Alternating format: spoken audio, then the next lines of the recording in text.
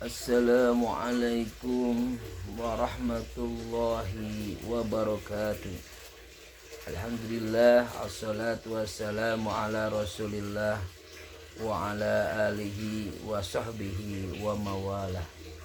Asyhadu an la ilaha illallah wahdahu la syarikalah wa asyhadu anna muhammadan abduhu wa rasuluhu sallallahu alaihi wasallam la nabiyya ba'dah. La haula wala quwata illa billah. Rabbi shrah li sadri wa yassir li amri wahlul 'uqdatam min lisani yafqahu qawli. Alhamdulillah, pada kesempatan pagi di Ahad ini kita bisa bertemu dalam acara channel YouTube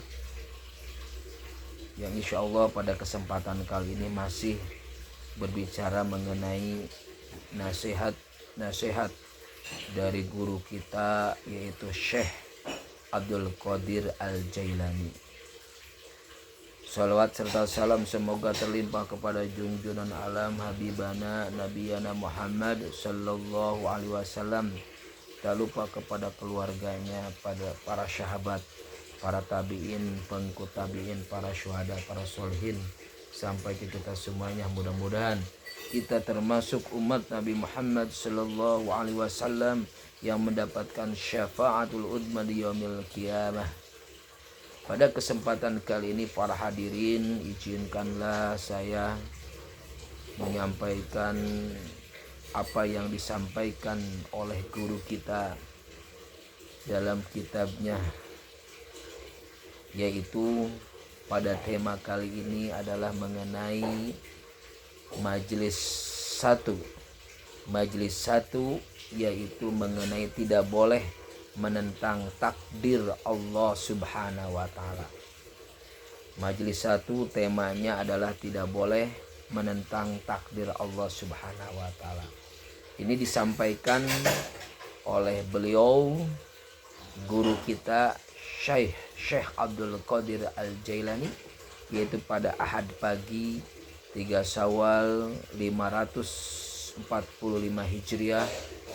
Syekh Abdul Qadir Al-Jailani rahimahullah berceramah sebagai berikut.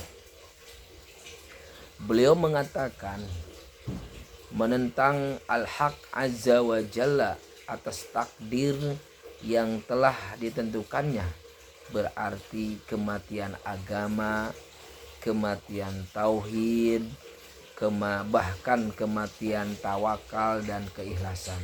Jadi kalau kita menentang takdir Allah Subhanahu wa taala yang telah ditentukan dalam kitab Lauhil Mahfud, catatan kita, baik rizkinya, baik jodohnya, baik kematiannya, baik harta, kemiskinan, kekayaan, kesenangan yang telah Allah berikan kepada kita, maka kita harus menerimanya.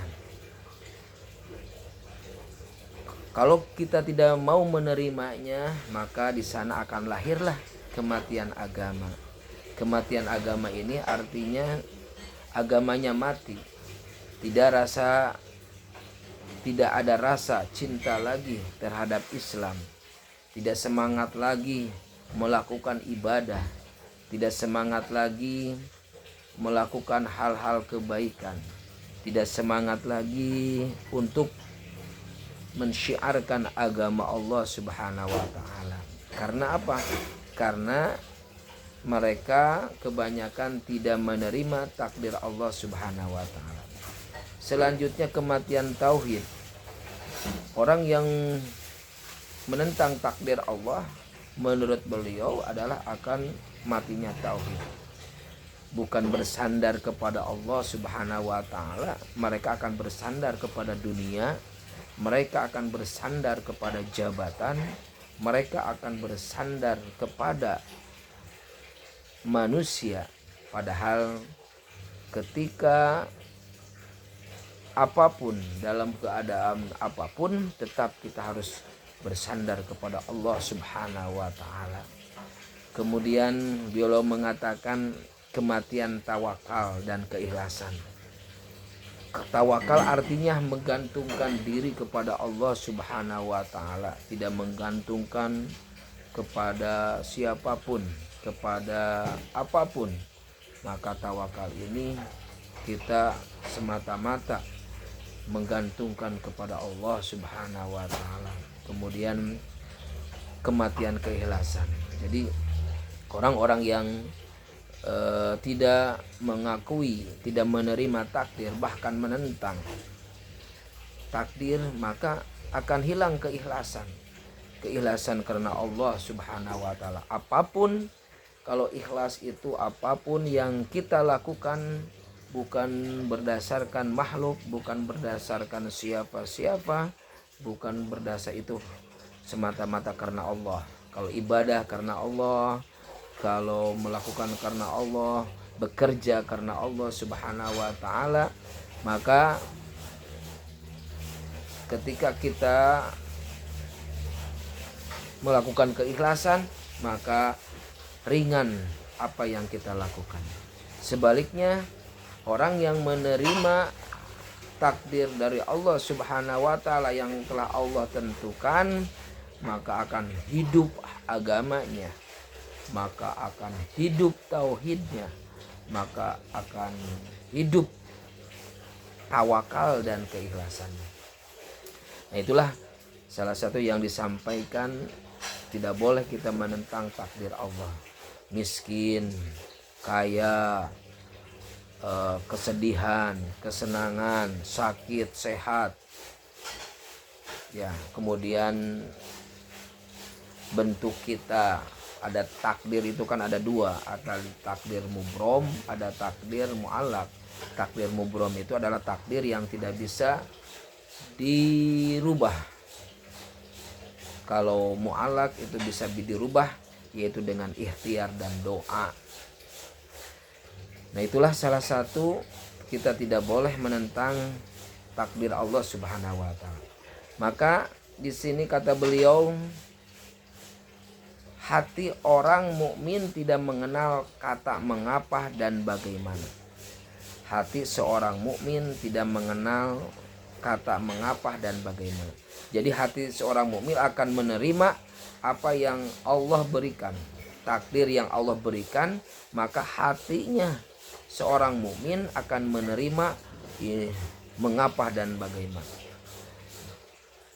Tetapi kalau orang ini, orang yang tidak menerima takdir dari Allah Subhanahu wa taala, tentunya akan bertanya-tanya, mengapa Allah Subhanahu wa taala memberikan saya, menimpakan kesedihan, mengapa saya tidak diberikan kekayaan, mengapa saya tidak diberikan kegantengan, mengapa saya tidak diberikan kecantikan. Ini kalau hatinya sudah dirasuki oleh penyakit. Maka tetapi kalau orang mukmin, hatinya akan menerima apa yang telah Allah berikan, apa yang telah Allah takdirkan kepadanya, tidak akan berkata mengapa dan bagaimana. Maka disinilah yang namanya nafsu. Dan dilanjutkan lagi, tetapi ia hanya berkata baik. Nah, hati orang yang mukmin akan menerimanya ini semuanya baik, semuanya karena Allah Subhanahu wa taala. Menerima dengan ikhlas, menerima apa yang telah Allah takdirkan. Namun kata beliau, nafsu memang mempunyai waktu untuk menentang. Nah, dalam diri manusia ada yang namanya nafsu. Inna nafsa la ammaratun bisu'i, sesungguhnya nafsu akan selalu menyuruh kepada kejelekan. Maka nafsu inilah yang selalu menentang dalam diri kita. Kata beliau, barang siapa yang ingin memperbaikinya, ia harus melatihnya hingga aman dari kejahatan. Jadi yang namanya nafsu dalam diri kita itu harus dilatih, harus diatur, dimanage dengan baik, sehingga hati ini menjadi hati yang baik. menjadi nafsu yang baik. Nafsu ini harus dilatih supaya nafsu kita itu menjadi baik. Pada dasarnya nafsu itu akan menyuruh kepada kejahatan atau kejelekan. Tetapi kalau kita latih nafsu kita, insya Allah nafsu kita akan menjadi baik, menjadi jinak. Maka kata beliau, kalau misalkan nafsu kita dilatih dengan baik, maka insya Allah dia akan menjadi sangat baik. Menjadi sangat baik nafsu tersebut. Ia akan setia menjalankan seluruh ibadah.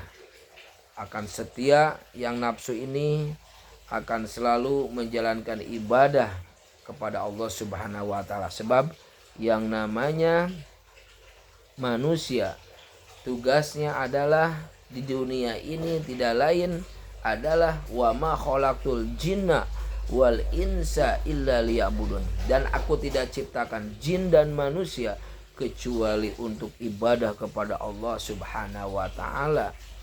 Maka ketika nafsu dilatih,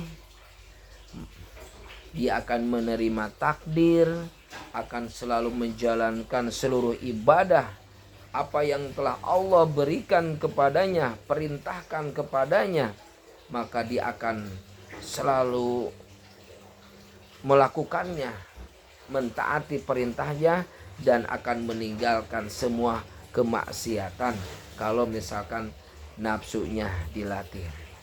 Maka dengan itu akan dikatakan kepadanya, kata beliau mengutip dalam surat Al-Fajr ayat 27 sampai 28, ya ayyatuhan nafsul mutmainnah irji'i ila rabbik radiyatan mardiyah. Al-Fajr 27 sampai 28. Hai jiwa yang tenang, kembalilah kepada Tuhanmu dengan hati yang puas lagi diridhoinya.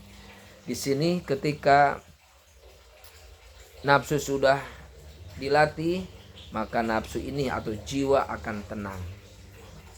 Kembalilah kepada Tuhanmu dengan hati yang puas dan diridhoinya, akan selalu menjalankan perintah Allah Subhanahu wa ta'ala dan menjalankan segala aktivitas yang diridhoi oleh Allah Subhanahu wa ta'ala.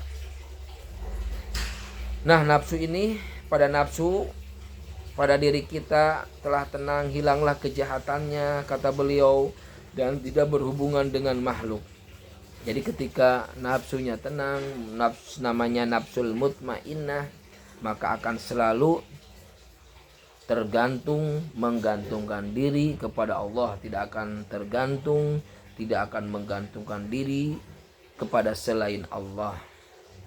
Ini disampaikan juga bahwa nafsul mutmainnah ini adalah nafsu yang dimiliki oleh para nabi dan para rasul. Dicontohkan, kata beliau, bahkan ia akan bertemu nasabnya dengan ayahnya, Nabi Ibrahim alaihissalam. Jadi pada nabi dan rasul itu mempunyai nafsu yang tenang atau jiwa yang tenang, namanya nafsul mutmainnah. Dicontohkan adalah nasabnya Nabi Ibrahim alaihissalam. Nah, ketika nafsu tenang, jiwa yang tenang, memiliki nafsul mutmainnah, maka akan mendapatkan pertolongan Allah Subhanahu wa ta'ala. Akan mendapatkan pertolongan Allah Subhanahu wa ta'ala kalau kita mempunyai nafsu yang tenang. Nafsu jiwa yang tenang akan mendapatkan pertolongan Allah Subhanahu wa ta'ala. Sebagaimana ini dicontohkan kepada Nabi Ibrahim alaihissalam. Ketika Nabi Ibrahim alaihissalam mau dilemparkan kepada api yang panas, api yang berkobar, maka api tersebut itu menjadi dingin atas pertolongan Allah Subhanahu wa ta'ala. Ya narukuni bardaw wa salaman ala Ibrahim. Wahai api, dinginlah dan menjadilah keselamatan bagi Ibrahim. Quran surat Al-Zumar ayat 10. Jadi ketika kita mempunyai nafsu yang tenang, nafsul mutmainnah akan selalu melakukan perintah-perintah Allah Subhanahu wa taala dan akan menjalankan apa yang Allah perintahkan, maka akan timbullah pertolongan Allah Subhanahu wa taala, seperti halnya Allah Subhanahu wa taala akan memberikan pertolongan kepada para nabi dan rasul. Dicontohkan adalah Nabi Ibrahim alaihissalam diselamatkan oleh Allah dari api karena beliau mempunyai nafsul mutmainnah, menjalankan tadi menghidupkan agama Allah, kemudian menghidupkan tauhid dan menghidupkan tawakal dan keikhlasan. Beliau adalah Nabi Ibrahim ini adalah salah satu nabi dan rasul yang termasuk ulul ajmi, yaitu terkenal dengan nabi dan rasul yang memiliki sifat kesabaran, ketaatan yang luar biasa, berjuang demi Islam. Maka siapa saja yang termasuk nabi dan rasulul ajmi, yang pertama adalah Nabi Muhammad sallallahu alaihi wasallam, Nabi Isa alaihissalam, Nabi Musa alaihissalam, Nabi Ibrahim alaihissalam, dan Nabi Nuh alaihissalam.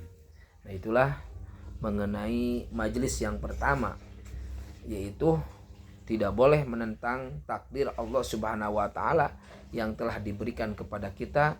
Artinya dalam majelis satu ini kita umat Islam, kaum muslimin wal muslimat dianjurkan, diwajibkan oleh Allah Subhanahu wa taala, kita harus menerima takdir yang telah Allah berikan dan akan melahirkan nafsul mutmainnah, nafsu yang tenang, jiwa yang tenang, dan akan selalu melaksanakan perintah Allah Subhanahu wa taala dan larangannya. Terima kasih atas perhatiannya. Mohon maaf atas segala kekurangan. Billahi taufiq wal hidayah. Assalamualaikum warahmatullahi wabarakatuh.